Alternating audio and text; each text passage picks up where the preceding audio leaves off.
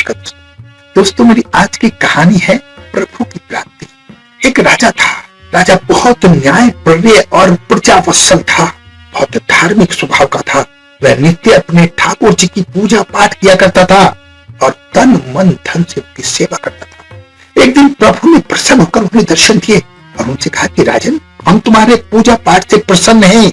तुम बताओ तुम्हारी क्या इच्छा है।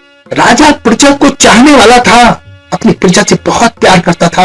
उसने कहा, प्रभु आपने मुझे सब कुछ दिया है, आपका दिया हुआ सब कुछ मेरे पास है और मैं उससे संतुष्ट हूँ। आप कृपा करके मेरी प्रजा के लिए सुख शांति दे दीजिए और मेरी एक इच्छा है कि जैसे आपने मुझे दर्शन देके धन्य किया है, मेरी सारी प्रजा को भी दर्शन देके धन्य कर दीजिए। भगवान ने कहा, यह संभव नहीं है।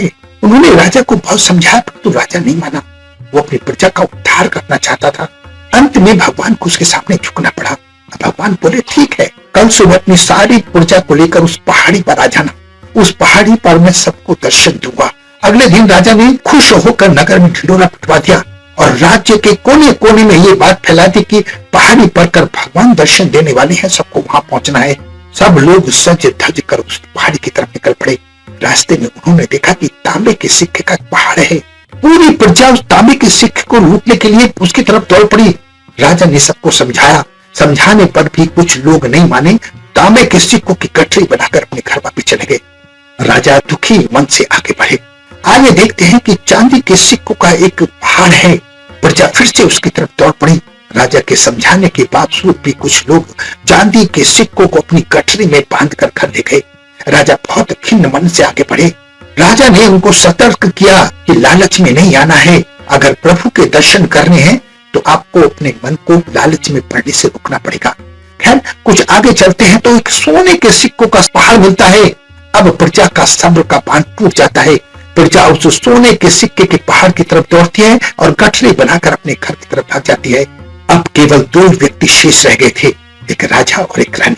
राजा रानी से कहती है, देखो लोग कितने लोभी हैं, भगवान का महत्व नहीं समझते हैं। भगवान के सामने सारी दुनिया की दौलत क्या चीज है। रानी दुखी मन से हाँ कह देते हैं।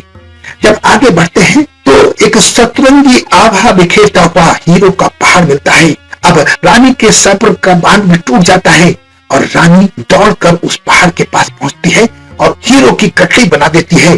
फिर भी उसका मन नहीं मानता तो अपनी साड़ी में हीरे बांध लेती है। उसके वजन से उसकी साड़ी निकल जाती है, लेकिन फिर भी वो हीरो को छोड़ती नहीं है और वापस महल लौट जाती है। अत्यंत ग्लानि के साथ भरी हुई विरक्ति के साथ दुखी मन से जब राजा आगे बढ़ते हैं तो सच में भगवान सामने खड़े थे। राजा को देखते ही भगवान मुस्कुराए और कहते हैं, कहाँ है तुम्हारी प्रजा, कहाँ है तुम्हारे प्रियजन। मैं बेसब्री से उनको दर्शन देने के लिए खड़ा हूँ, मैं उनका इंतजार कर रहा हूँ। राजा शर्म और ग्लानि से अपना सिर झुका लेते हैं। तब भगवान ने राजा को समझाया कि राजन, जो लोग अपने जीवन में भौतिक सांसारिक सुखों की प्राप्ति को मुझसे अधिक मानते हैं, उन्हें मेरे दर्शन कदाचित नहीं होते। मेरे स्नेह और कृपा से वो वंचित रह जाते हैं। और जो जीव मन बुद्धि और आत्मा से मेरी शरण में आता है, जो सर्वलौकिक मोह को छोड़कर मुझे अपनाता है, हमेशा उसके साथ खड़ा रहता हूँ और ऐसे ही लोग भगवान की सेवा प्राप्त करते हैं। दोस्तों, कहानी बहुत दिल को छूने वाली है। अपना बहुत ध्यान रखें, हंसते रहें, मुस्कुराते रहें, खुश रहें। धन्यवाद।